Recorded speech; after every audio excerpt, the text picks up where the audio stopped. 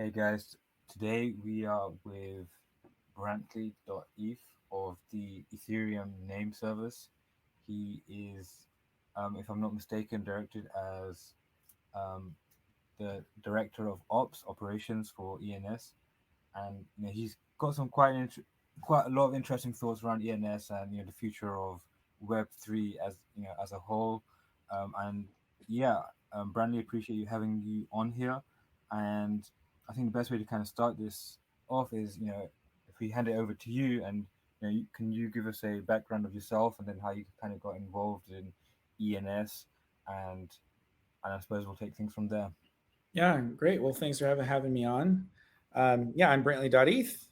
Um, I first heard about Bitcoin in early 2013.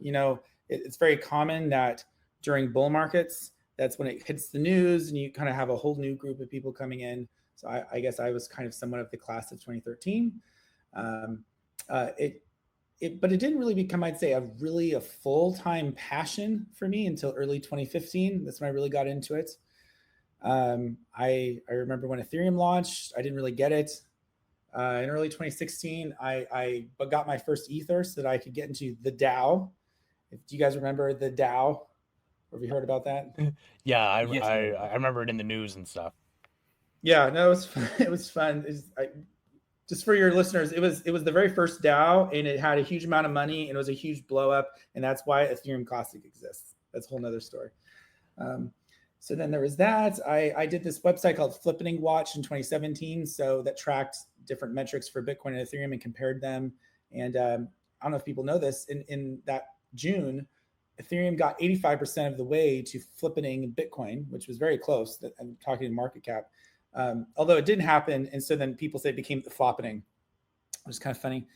I did some other small projects, and then I joined the ENS team in January 2019, and I've been there since then. So, and then that's what I've been doing. Yeah, just still doing that today. So, what was your role initially at ENS, or has it always been ops, or was there something else you were doing? Oh no, I started as I think my title was like developer relations or something, and then we kind of at the end of 2019, early 2020, kind of had a shuffle of the team, and I was put as director of operations. And with so Nick Johnson is the creator of ENS. He's our lead developer. He's still like in charge, of the team. It's his project.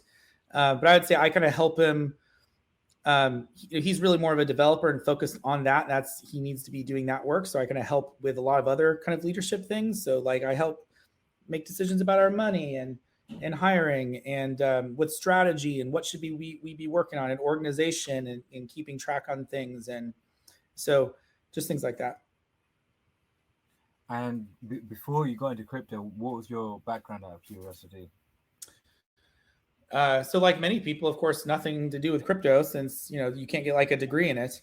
My bachelor's was in philosophy. I have a master's in systematic theology. I've done some doctoral work in theology as well, actually. I previously started an online publication, which I sold to another media company. But then I got interested in crypto, and now I'm doing this. So very different. And just for a sort of high level here, what is ENS and what makes it different than what previous protocols like DNS? Yeah. So ENS, right, Ethereum Name Service. It's a decentralized naming system. It's different from DNS, of course, since it runs as a set of smart contracts on Ethereum, and there's pros and cons about that. So a con, of course, is that scalability is an issue and things like this. But pros are that you get all the benefits of the blockchain world but with naming. So like full self-custody, censorship resistance, easy transferability. It's just like sending an NFT. Composability. It can interact with other contracts on Ethereum. You can have names owned by DAOs. Your names can be used as collateral and things that can be held by contracts. So there's a lot of huge advantages there. In terms of kind of what ENS is, the way I like to talk about it is first in the namespace, what types of names we have, because we have 2 types of names, and then what you can do with ENS. So, and there's 3 things you can do with ENS. So I'll first talk about the names. So people have probably seen .eth names like on Twitter. They're all over Twitter. Vitalik and Ben Horowitz and lots of people show them off there. .eth names are native to ENS. So that suffix does not exist on traditional DNS. It's only on ENS on our system. And it has the full benefits, like I said, of like being blockchain native. So like full self-custody, censorship resistance, composability, transferability, all of these things like this. But then we also allow people to import in names from DNS that they already own. I think this is actually really powerful. This has been true for some DNS names for a couple of years now, but we actually just a few months ago launched full DNS namespace integration. What this means is if you own a domain name on DNS, you can import that name and use the same name with the same ending on ENS. So for example, I have bcmilligan.com on DNS, traditional DNS. I've imported that. So I have bcmilligan.com, not .eth, but bcmilligan.com on ENS. And I can use it for mostly everything that any other ENS name can do. So like, you can open up Trust Wallet right now and you can send me Dogecoin to bcmilligan.com, type that in, and it's using ENS on Ethereum in the background. So I think that's very powerful. So those are the 2 types of names. Then let's talk use cases. So there are 3 primary use cases for ENS. ENS can do many things, and it's completely open and extensible, but I'd say the 3 primary use cases that people use it for today are these things. Number 1, your portable cross-platform Web3 username and profile. This is huge. I mean, this is, I think, the biggest thing about ENS. Basically, when you connect your Ethereum account to a service, it can grab your ENS name and use that not only as your username, it can grab data from your records as like profile data, like your avatar or other information about yourself. And this is a massive paradigm shift in how like the internet works. So in Web 2, you have like your own username and account for each service that's like siloed off. With Web 3, with ENS, you own your ENS name on this like separate decentralized system. You can fill out your profile information, and then you bring that to each service. And this works right now in tons of services like OpenSea. If you log into OpenSea, you have an ENS name, set up correctly, it defaults to your profile name as your ENS name. This you're on Showtime, this is on Uniswap and Sushi and CryptoVoxels and Snapshot and tons of places. That is very powerful. The second biggest use case is crypto payments. So this is what most people actually probably think of. You can store not only an Ethereum address, but any cryptocurrency address. So a Bitcoin address, Dogecoin, Solana, Near, Ethereum Classic, Ripple. We support, in principle, any cryptocurrency address. And then you can receive payments of things or, with those blockchains to that name.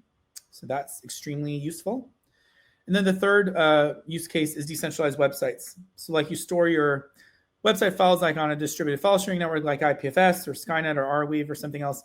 And then you have your ENS name point to that.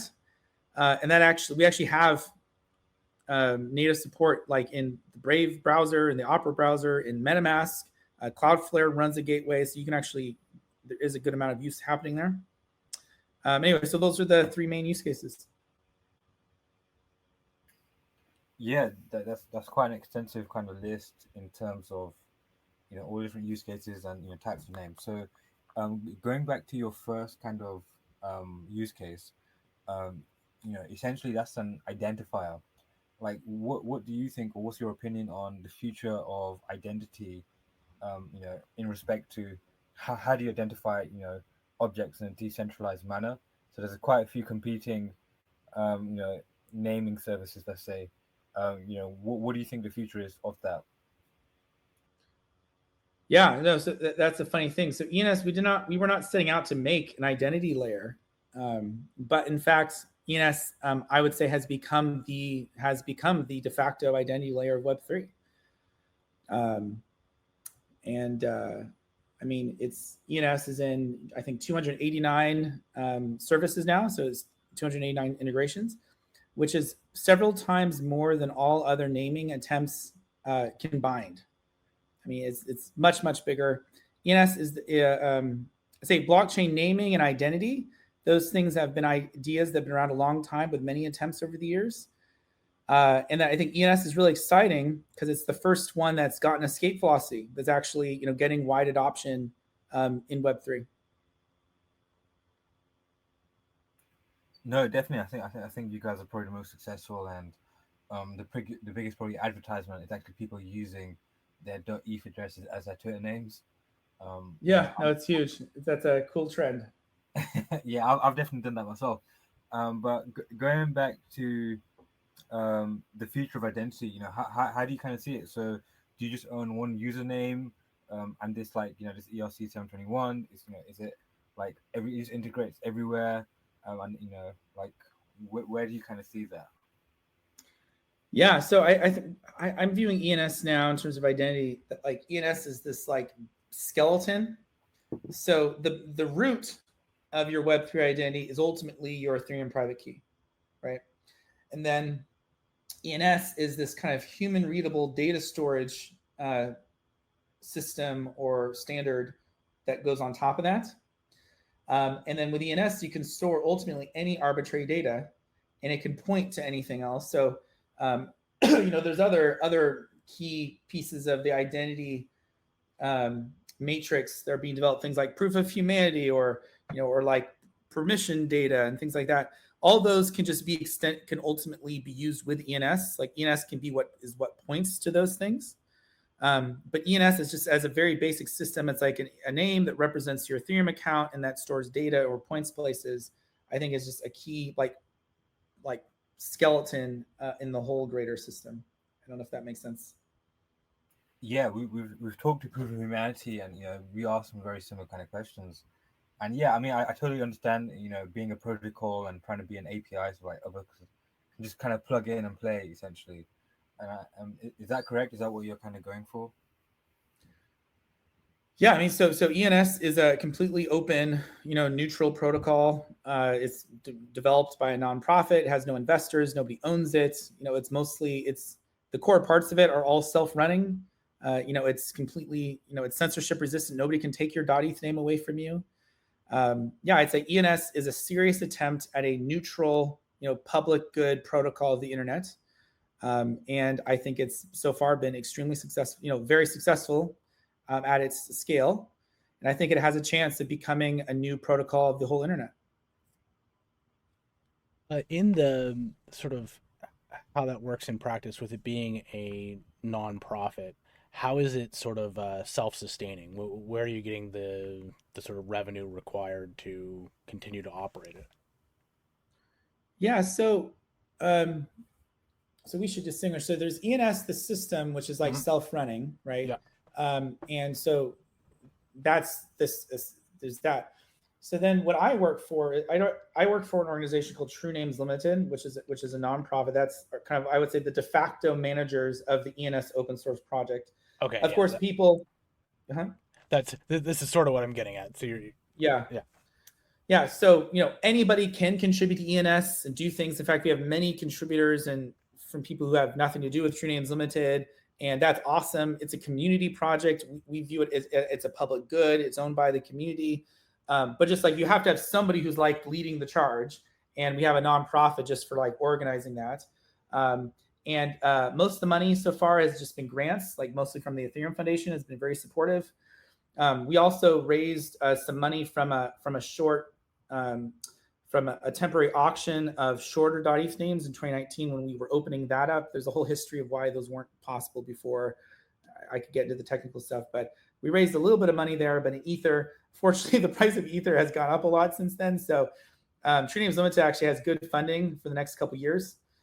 In terms of like long-term funding, so for .eth names, I mentioned there's .eth names and DNS names. For DNS names, importing that, there is no ENS protocol fee.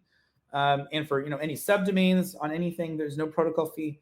There is a protocol fee on .eth names, and that is an anti-squatting mechanism. I could talk about the whole game theory there, but we've set those prices basically as low as we think we can while still having an enough anti-squatting disincentive. But that money means that the protocol is generating revenue. Now, right now, that revenue doesn't go to True Names Limited. It goes to an Ethereum community multisig, and I could talk more about that. And so far, that money has been completely unspent, except for they made a donation to Gitcoin grants for $700,000 earlier this year. But right now, I think there's like maybe $30 million in it. I mean, it's all on chain. I could look up on Etherscan. Mm-hmm. And the idea is that can fund long-term ENS development in the ENS ecosystem. But we just haven't needed to because we've had enough from like grants and other things just to be funding ourselves this far. Yeah, can you expand a little bit on the sort of game theory idea there of trying to prevent speculation or squatters, like you say? Yeah, so we view ENS as like a public utility, and we want people actually using it. So a problem of sometimes other naming systems is that they get overrun by speculators. Most of the names get taken up by speculators, and then like people can't get desirable names, or they have to like buy them for exorbitant amounts from the speculator. It kind of like you end up having all these kind of extractive middlemen, or kind of like strangles the system, and it doesn't actually work out long term. So we really want ENS to be, it's not just some hype speculative thing. We don't care about that. We want to maximize actual use. And so the best way we could think of to do that thus far, and we had open public discussions for a long time before we implemented this, that we thought was also very simple and easy to understand, was basically just have a cost scaled to time registered. So that means is that the longer you have a name registered, the more you have to pay, like linear to how long you've had it. So for example, for most .eth names, it's $5 a year. But you can pay it ahead. So like, let's say I have Brantly.eth. I want to keep this for a long time. So I'm going to pay ahead for 10 years. And so I, pay $50, and then it's registered for 10 years. The thinking here is that if I'm just an actual user, $5 a year, that's like negligible for most people. I'm likely going to get more than $5 of value out of it. So it's nothing for me to pay, or negligible. And let's say maybe I have a couple names, it's not going to break the bank. Well, for like a large scale name squatter though, we're talking people who might have like 100,000 names. Okay. You have to think big. That's like $500,000 a year that they're paying for names they don't get value out of.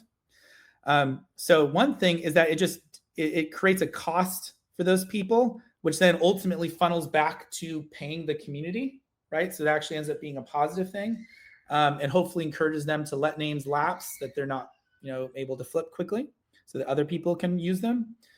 So there's that.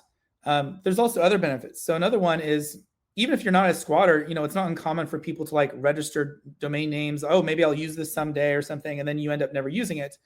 Well, by having a cost scaled to time registered means that, if you're not using it, eventually you'll likely release it so someone else can use it.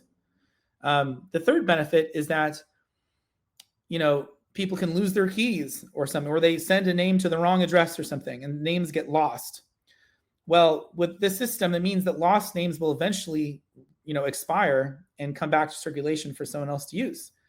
If we didn't have that, names would just be slowly lost over time, and then you wouldn't have us, you'd lose valuable names. Yeah, it's like on Twitter, how many people signed up for Twitter 10 years ago and now have left these amazing handles just for no one to use ever, right? Yeah, exactly.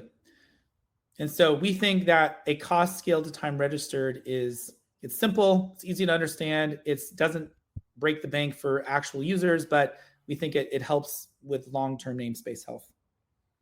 One thing that I've seen recently is, there was a open discussion with the people from Unstoppable Domains, and it was centered around this notion of like, buying from ENS and renting for years or so, or buying from Unstoppable Domains and essentially owning. But I think you kind of covered that, and I did have a question prepared regarding that, but I think you kind of covered it in regards to like, if you drive usability and you still have a like a property tax in a sense. Well, yeah, and also, I mean, so for example, with them, they charge more up front, right? So let's say they charge you $100. Um, in ENS land, that's like the same as registering for 20 years, right? So because it's $5 a year. So with ENS, if you want to pay once, own for life, just pay ahead a huge amount of time. You can do that if you want. You also have the option, if you want to try out a name, to pay less to try it out. So with Unstoppable, you actually just have fewer options. You can only pay a larger amount and have it forever. So your options are fewer. And then also, like I said, I think actually it leads to less use because then people buy names as a sunk cost. They never release it, and those names are just like out of circulation. The biggest difference, though, I think with ENS and Unstoppable, though, that I think is important to emphasize. So ENS is an open protocol. It's self-running. It's community developed. It's managed by nonprofits. It's a serious attempted new protocol of the internet. Unstoppable Domains isn't. So Unstoppable Domains is just a for-profit company. They've made their own system. They're a corporate gatekeeper to it. Just personally, I don't think like a corporate gatekeeper is the future of Web3 naming. I think part of the whole point of blockchain technology is we don't need that. So ENS is this open, community-owned protocol. The other big difference is in terms of use. So because ENS is this like community protocol, tons of people integrate it everywhere, right? And they just do it for free because it's the open protocol. So ENS actually has several times more integrations than all other blockchain naming projects combined, right? I mean, it's like way bigger. We don't pay people to integrate it. Unstoppable Domains works far fewer places. I mean, I'll just say, everybody knows they pay people to integrate it because it's their products. So I think there's a significant difference here. Yeah, and I think just through my experience, and briefly working with companies, it's like these small differences in terms of like, should we tokenize, should we not, should we have a DAO, should we not, like these have huge implications in a very fast moving industry that we're in, and I definitely appreciate the kind of like considerations and like long term usability of like all the different decisions that you have to make in terms of like they may seem trivial at first, but like I know they can be quite a hefty price to pay down the line, and I think you guys have done a lot of good jobs in terms of picking the right kind of decisions, being a public utility, and so on. Yeah, no, I'd say ENS is a serious attempt at a new protocol of the internet, which of course should not be privately owned because it'd be like somebody owned email. It's ridiculous, right? And all of our decisions, we're like thinking 100 years out, right? What are we setting ourselves up for? Because you're right, these differences in trajectory can have massive differences long term. We have no investors, we have nobody we're beholden to. We're not trying to maximize revenue. The revenue doesn't even go to the team. It goes to this community multi-sig, which could be used for long-term development or to other ecosystem projects. It could be used for grants. So I think that's our mentality. Can you just sort of bring things back to NFTs now? Can you explain what the sort of how the decision was made to sort of become like a ERC 721? Yeah, great question. Okay, so yeah, all .eth names are ERC 721 compatible NFTs. We're actually working on a system that we should be coming out with probably in the next few months that will actually make all ENS names, so not only .eth names, but also subdomains and even DNS names imported into ENS. It will make all of them ERC 1155 compatible NFTs, which we think is sort of the future of NFT, the future NFT standard. So that's in the future. So, but why are we NFTs at all? Why are ENS names NFTs at all?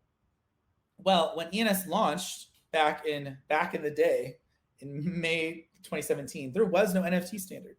In fact, I'm not even sure if I'd heard the term NFT yet. I don't remember it. Maybe some people were using it. May 4th, 2017, when it launched, that was 5 days before Curio cards. And it was more than a month before CryptoPunks. ENS, of course, names are NFTs literally because they're non-fungible. Each name is unique. but there was no standard to be using. In fact, as far as I can tell, and I could be wrong about this, I think ENS is arguably the longest continuously running NFT project in the world.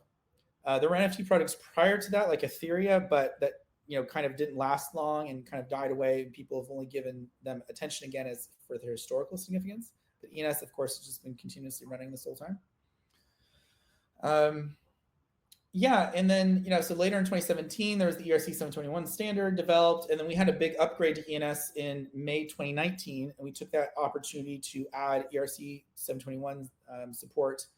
That's key because what it means is that .eth names fit into all this emerging NFT infrastructure very easily.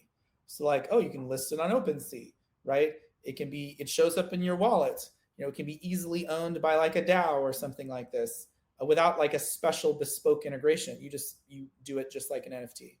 So I think the standards are extremely powerful. What advantages would moving to the new standard there, the 1155, give to ENS? Yeah, I think a lot of people are starting to move towards that. I think it's more gas efficient and is just more streamlined in its design. This is common. ERC 721, great. It got the ball rolling, and then people learn from it, and then they think they can do better. I will say, Nick Johnson, our lead developer, he'd have more to say on why he wants to do that, but I think those are the main reasons. It'll still work everywhere. I mean, like OpenSea and your wallets, they all support 1155, so it won't impact that. In terms of like technical debt and how much work had to be done on kind of creating the infrastructure, what did that kind of look like? Because you've been with ENS for quite a while. ENS has been around for quite a while as well, but in terms of the actual, bulk of the infrastructure, like in my opinion, it didn't really take off until, this year and last year in a huge, bull market kind of way. Mm-hmm. But I'm sure you guys have been like, plodding along and, building a lot as well in, during those years. But if you could just shed some light on, how that looked like. Yeah, great question. Yeah, technical debt is real. I mean, so one, we've designed ENS, right? Again, trying to be a long-term protocol. We have EIPs for all the core components. We have community discussion, public discussions, and feedback every step of the way. So we try to move forward on something when we think there's consensus among the at least interested, developers and people, even outside of our core team. And Nick Johnson, our lead developer, I'll just pump him for a second. He's brilliant, really blessed to be working with him. He's not only brilliant, he's also a kind person, which is a powerful combination. Sometimes the really smart, capable people can be kind of like assholes or something. And then you have to like tolerate them, but because they're good, but he's not, he's a good person. He's good to work with. People like him. He's very good at trying to design things as simple and as elegant as possible, because that helps long term. Now, even with that, I'll say in the, how many years now? 4.5 years ENS has been going. Yeah, we learned things. You put something out there and then you realize, oh crap, we should have done this other thing. Now it's obvious in hindsight. In 2019, we did have this major upgrade to ENS, which was an opportunity. We kind of improved some things, added the ERC to 721 standard, which didn't even exist previously.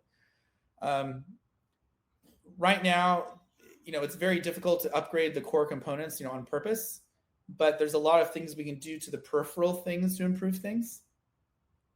But yeah, ENS has been intentionally designed in a very simple, elegant way so that it's easily extensible and things like that. So we're not locked into bad decisions.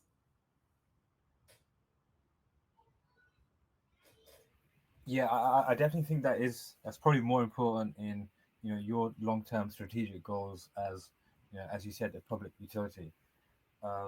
In terms of you guys have been around. The other kind of question I have is more so about your company structure is what are you guys a DAO, and if so, how does that work, or if you're not, what are you? And then the other kind of question we can go into later is like your choices around tokenization, because there could have been a decision made to like tokenize ENS. But obviously, you guys have there's no ENS coin as far as I know. But like those kind of decisions again, going back to company, the future of Ethereum. I think that's a very like important thing to shed a light on. Absolutely. So just to give some context here, right, when ENS launched in May 2017, the only DAO had been the DAO, which had imploded in spectacular fashion. The DAO space was not mature, developed. That was a very early experimental thing, and even the idea of like governance tokens and things. I mean, that was like an early idea in May 2017, which hadn't really actually been successfully implemented anywhere. We've always said though, so just to be clear, the core components of ENS are self-running and don't have any human involvement. So like who owns what name, and like so nobody can like take your name away from you or anything like that. The way .eth names are issued, that just happens automatically. There are a couple things that require human discretion, like pricing, and then also like what do we do with the ether raised from .eth name registration renewals? That right now just goes to like a community multi-sig that's mostly unspent, but like what should happen to that? And we think it belongs to the community. It doesn't belong to us, and we don't have investors. So what should happen to that? We think there should be community involvement that should be more democratic. I'd say we've said on our website for years, basically as distributed decision making, processes develop, we can use those to determine like what should happen to the money and how should pricing, work or something. And I'd say we're actively considering it. You mentioned like a token or a DAO. I mean, we're open to a wide range of things. We've had this on our website. We're actually looking for a full-time governance lead. If any of your listeners, that's something that they would have you have to have like DAO experience. You can't just be like interested in DAOs. So yeah, I'd say we're open to that. And certainly, definitely long-term, we definitely want to democratize all of this as much as possible. Yeah. Just regarding the sort of governance angle again there, how as it sort of grows, do you have any kind of idea of how to maintain this sort of because it sounds like you guys have been able to quickly make decisions and so on here in terms of being able to keep up with the change in the space. Is there any worry about being sort of too big to adapt? I'm sorry. Can you explain that again? Too big to adapt in what way? Well, just like as any organization grows, it becomes harder to sort of adapt to change. So where ENS is sort of started small and you're sort of now getting to this point where it's becoming more lindy, people are using it more, it's starting to really catch on, and you say you're looking to hire more people, et cetera, et cetera. So this is from the point of you guys as the sort of caretakers of ENS. How do you still properly take care of something that's growing maybe too quick for you? Okay, yeah, no, that's a great point. It's hard. So our mentality has been this, right? We're thinking long term. We don't have investors. We're not just trying to maximize like short-term revenue or something like this. It's like, how is this going to work, decades from now? So we kind of don't feel necessarily the rush always. It's always about let's make the right decision, this is not move fast, break things. This is not what we're doing here. Number one. Two, when it comes to like the core ENS team, right? So we have this nonprofit True Names Limited, which we're funded mostly from grants and things. That's just doing the main caretaking of the maintenance and things like this. We're all about quality over quantity, man. Let me tell you, if you want to be on our team, we have very high standards. You've got to be good at what you do and also a nice person and on board with the mission. Our team is fairly small. We only have like 8 full-time people right now. In fact, until recently, we only had 4 full-time people. Now we benefit from, because it's this open, kind of community protocol, we get lots of contributions from people off our team, which is great. But we do need like a core group of people who are focused on it full-time, who are driving the project forward. We only have 8 people. I think we have an incredible amount of output, in my opinion, because we have some really high quality people who are on mission here. This you have to understand. This is like, how often do you have the chance to build what could be a new protocol of the internet that gets used by everybody on the planet? Like, what an opportunity! Like, this is the type of thing that could be someone's like life's work. This is like your career. This is your thing, and that's inspiring. I think to people both on our team and even outside the community who are involved and contributing, because I think the possibilities here are enormous. I mean, if we want to talk about what I think the possibilities here with ENS, I mean, we've talked about ENS as an identity layer. I mean, guys, you have to. That's so big. The internet has never had really an identity layer before. I mean, the closest thing as a universal identity layer is funny. It's like your email address. Email, of course, was not designed for this. It's become the de facto like cross-platform username or something. And like sign-in system where it's like, we email you a code and you click the link or something. It's just funny how that's gone. ENS has the capability of being, the identity layer of the internet, which means billions of users. And then it can even identify things other than people. It can identify smart contracts and tokens and NFTs and government agencies and churches or companies and AIs and robots and devices. And I mean, this could end up being, in terms of the number of names, like many, many, many times bigger than DNS. I think that's possible. Yeah, I think that's a very, very, very kind of interesting aspect.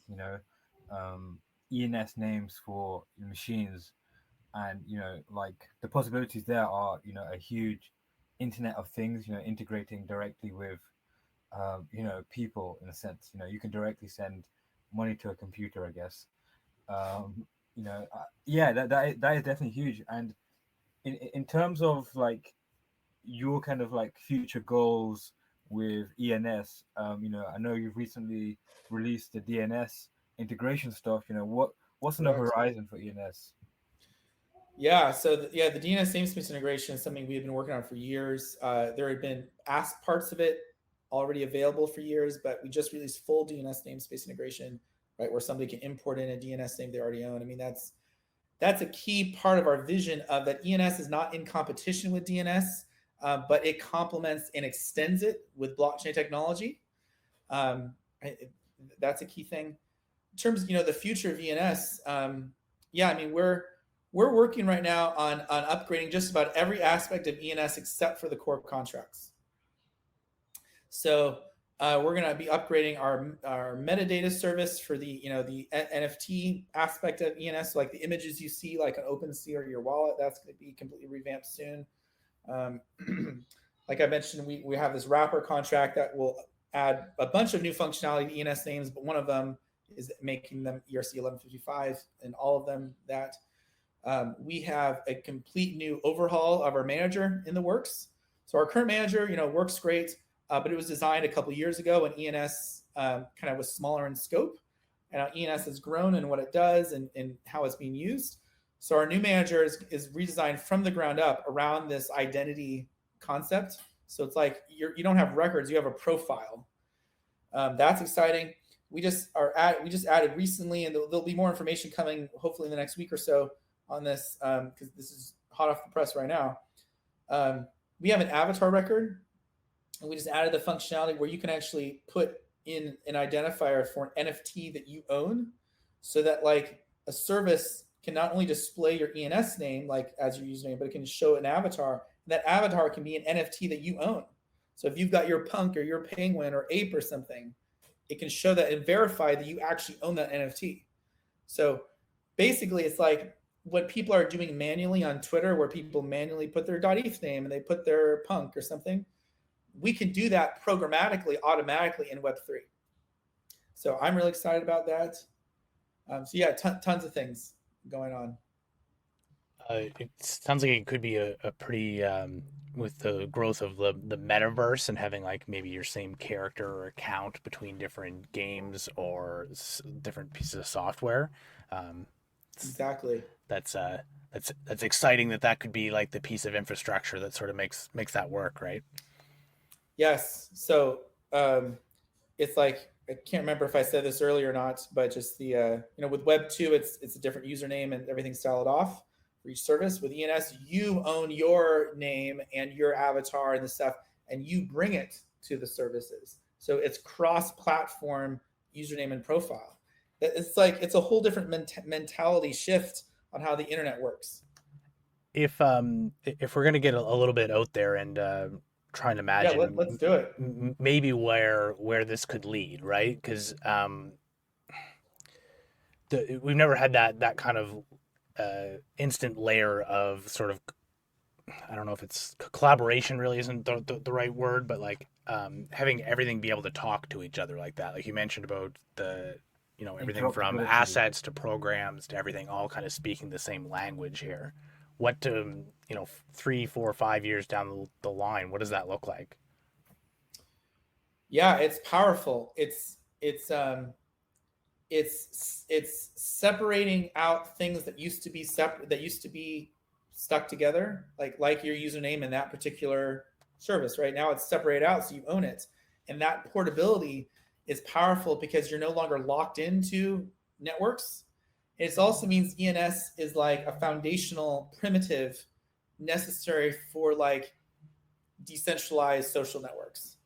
So again, it's like if you have your username, your avatar, your profile stuff, you won't go to a Web3 social network so that you can have a username and avatar and stuff. No, you bring that to it, and then it populates that and uses all this on-chain data to maybe make connections or display it in a certain way.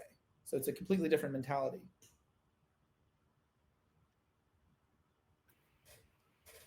Yeah, I mean, it's a lot to kind of take in, and the possibilities of this are again huge. Um, and in terms of going forward and increasing your interoperability, you say you guys interact with like any essential chain, right? So how would it work in terms of like say you want to redirect to a Solana wallet or a Bitcoin wallet, for instance.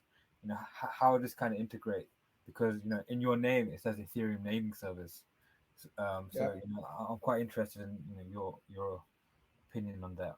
Yeah, so this is a bit confusing. So it's Ethereum name service because the core parts of it run on Ethereum, but and we're actually going to be coming out with a system soon where you'll be able to start storing things other places. Like it could be a layer 2, it could be another layer 1, it could be a web server, it could be anything. So they'll actually be expanding it out. I think the core part will always run on Ethereum because that's the primary smart contract network, and so you get the composability. That's the best place for that. But the multi-coin support comes from the fact that you can store any arbitrary data in ENS, even if you're storing it on Ethereum. So like, let's say I have bcmilligan.com, right, on ENS. I imported that into ENS, and I can store not only an Ethereum address in my records, but also like a Bitcoin address and a Solana address and a Dogecoin address and a Near address and an Avalanche address, right? The way that works is, let's say I open up Trust Wallet and I want to send 5 Dogecoin to bcmilligan.com. What Trust Wallet is doing, you can do that, by the way, that works.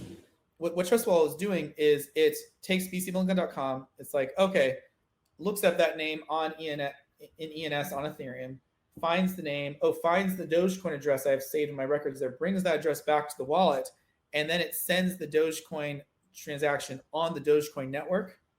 So the ENS part's just like a storage and retrieval system. That makes sense? That's how the multi-coin support works. Yeah, no, that definitely makes sense. Again, going back to some decision making, like one thing is like why didn't you guys try? I mean, because you guys were so early on. Why Ethereum? Back in 2017, there was probably a lot of other kind of chains that were pretty strong at the time. So like, what was your kind of like decision making on there? And then one thing I'm personally interested in, it's not really relevant to the core of the podcast, but like the decision to not tokenize. Like that's a huge kind of like decision making part that I'm very, very interested in. Yeah, so in 2017, I'd say actually there weren't tons of options. I mean, Ethereum was the first general purpose smart contract platform. and it's the reason why all these other ones exist, because Ethereum has been so successful. It has inspired all these other ones. So there wasn't really any other place actually related to launch it then that would have been superior. And then since then, yeah, I mean, there's been tons of other things that have come and gone. EOS and Tron and Neo, and now there's like Solana and Polkadot and Cardano and et cetera, et cetera. And yeah, I'd say we're not like dogmatic about Ethereum, but I'd say Ethereum remains the locus of nearly all the interesting activity and innovation. And so I think it makes sense to keep the core of it there. I mean, if something dramatically changed, and we could always move it. But I'm not expecting that. I'm not foreseeing that in the future or anytime soon. And then when it comes to the token, I mean, I would say we're not completely closed off to a token. I mean, there could be a token. We're not like releasing anything today, but we are open to for further democratizing control over these certain things about ENS, like what happens to the money, in whatever way makes the most sense. So it's not just like, oh, how can we monetize this for our shareholders in the short term? It's like, is this the best way to govern ENS going forward? That's how the question is. One thing I suppose we kind of covered was the multi-chain aspect. The other thing is, could you support transferring a domain to another chain maybe? Because you guys are using like Ethereum for the main bulk of the documenting, let's say. Could you use another chain perhaps, maybe a layer 2? Yeah, so I mean, it depends on what you mean by that. So I alluded to this earlier. We have this new system that we're developing. It should be coming out soon, called Durin, which is named for the Doors of Durin and Lord of the Rings. And basically what that will allow you to do, let's say I have Brantly.eth, and I want to be able to create subdomains, or I want to be able to store records or something, but who wants to do that on Ethereum layer 1? It's all expensive, right? So this will let you do, I won't get into the technical way that it works. Basically, you can say, you can point to Optimism and say, I'm going to store my records, or I'm going to create subdomains on Optimism. So you can do all that on Optimism, but your name on Ethereum layer 1 will point to that. And that could be, like I said, an Ethereum layer 2. It could be another layer 1. It could be any external location. It could even just be a web server. It'll be completely agnostic and modular, and the user will be able to store his or her records wherever they want. Yeah, I think that's more or less it from me and Pat, I'm guessing as well. Brantly, did you have any more kind of like questions about or things that you want to touch on? Yeah, a couple of things I mentioned is I just did this thread yesterday that says how to contribute to ENS. It's on my Twitter. Like I said, ENS is an open community project, and lots of people are involved. If you're in the audience listening and you think, oh, I want to contribute to something, it sounds really cool, I list out, if you're a developer, or even if you're not a developer, tons of ways that you can get involved. And we're always trying to do more there. So there's that. I'll also mention, I noticed recently that the VC firm A16Z, Andreessen Horowitz, they have a bunch of their top people have .eth names on Twitter, including Ben Horowitz himself, the Horowitz of Andreessen Horowitz. And so I kind of tweeted that out, and I said, hey, wouldn't it be great if they invested in companies who are building products, in the ENS ecosystem? And one of the people was like, yeah, I'd love to hear that. So I would say, if you're looking for a project or a company, or if something inspires you, there's venture capitalists out there looking to invest possibly in, ENS ecosystem companies. So there's, huge opportunity there. And then the last thing I'd say is, if you want to learn more about ENS, go to ens.domains. That's our website. We have a Discord channel. We have a great community. Follow us on Twitter. If you follow me on Twitter, I'm tweeting things about ENS all the time. And I'd say just, get involved. That sounds really, really good. And the fact that so many people are taking up to this, having .eth in their names is quite extraordinary. Pat, just before we, I suppose, wrap up, did you have any more kind of questions or directions you want to take this? No, I guess just more broadly, what's something you want to see someone build using this? Is there something that you kind of can imagine, Brantley, that just we're not quite there yet, either in terms of the work put in, or like is there something that you imagine could be done that you're really hoping to see? Absolutely.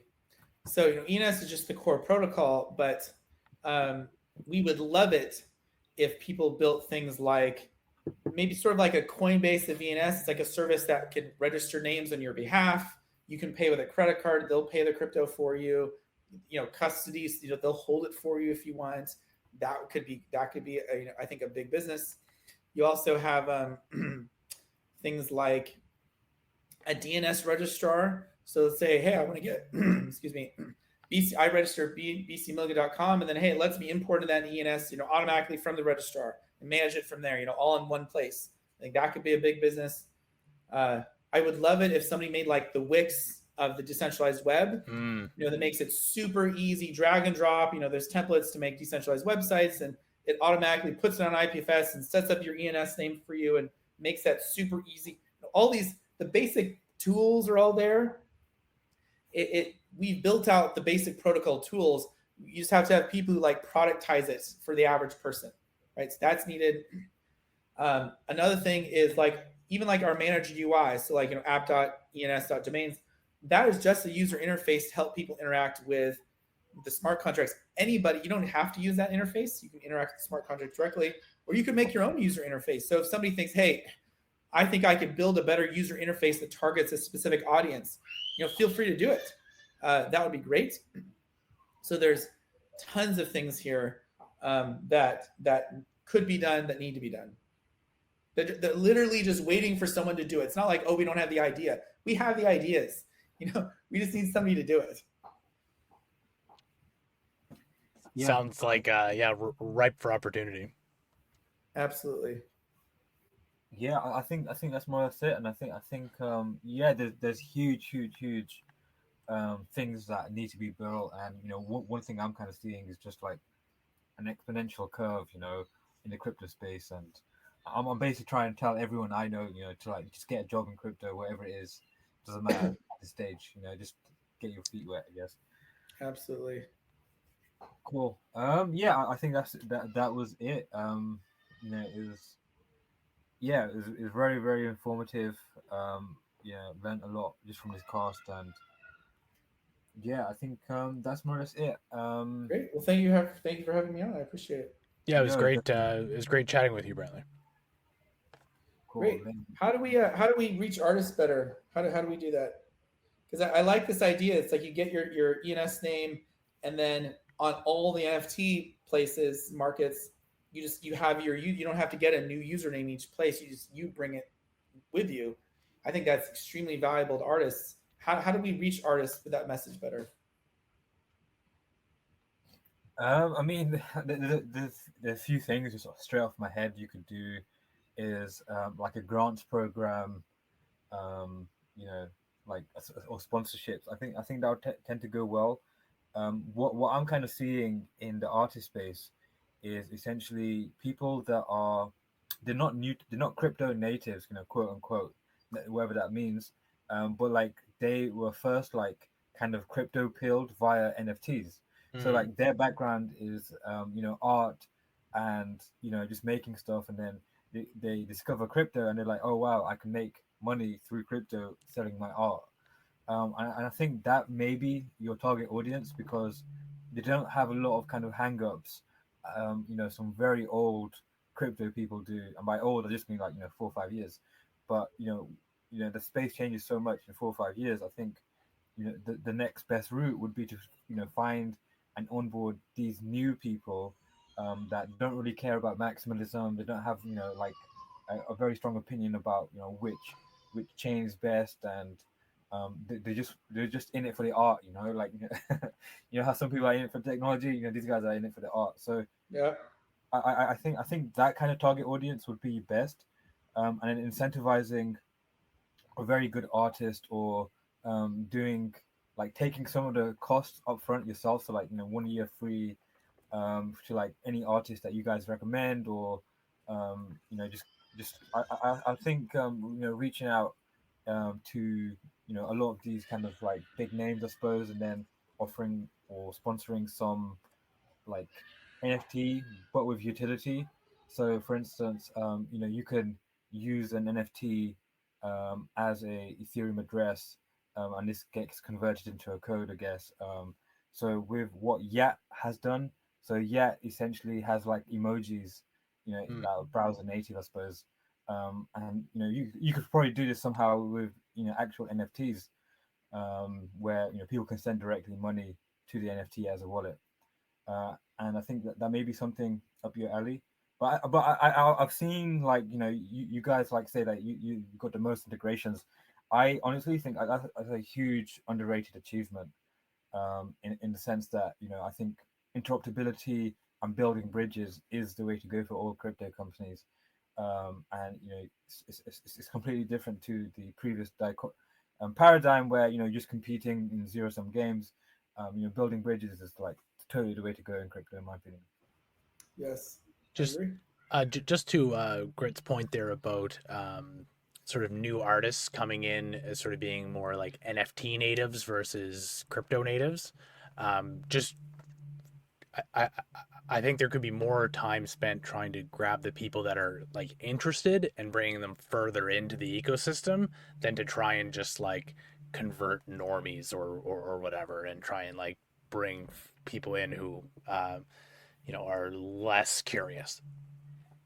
Yeah, going back to that, I think you guys have a real opportunity of creating another layer on top of ENS that is essentially a decentralized NFT exchange. So you don't have to be the like there are already um, decentralized NFT exchanges happening. I can't remember the names. I think Pat may know, but you know, I think this is going to be huge. So, like, you know how Dexes came into a thing and they're challenging, you know, traditional, you know, centralized exchanges like Coinbase and Binance or whatever. I think you guys, you know, could build that, and what that will do, it will basically allow you to be, you know, have OpenSea, like, be the open source OpenSea on top of ENS, and then you could do that same thing with, you know, transferring ENS domains. I think that may be a good way of, you know, you guys are saying you're already having huge amounts of like metadata integrations. You know, I think that won't be that too. I don't think it would be that hard to do given you know, your current roadmap. Yeah, Yeah, just from you what you've said here today, Brantly, it sounds like you guys have most of the sort of theoretically anyway, most of the infrastructure in place, and there is a need there. There is a want for a decentralized exchange for NFTs, and it doesn't appear like the volume's going away anytime soon. So, absolutely. Yeah, no, I'd say ENS can be a key piece of that. I'd say, it's not something we're going to build because we're focused on the core ENS protocol, mhm. but somebody can use ENS because it's just an open protocol, right? To be a key component in a decentralized NFT exchange. And you're absolutely right. We do need that. No question. We need the Uniswap of NFTs, basically. Yeah, yeah. Um, Yeah, I mean, you know, I suppose that's something, you know, we could discuss. You know, because I don't know, I just know a lot of people in a lot of different spaces, that I could put you in touch with, and you know, if you're interested, I can, you know, just see what happens, I guess. But yeah, I think that's it. It's a very Great. interesting line of questioning. Well, great. Well, thanks so much for having me on. It's been a great discussion.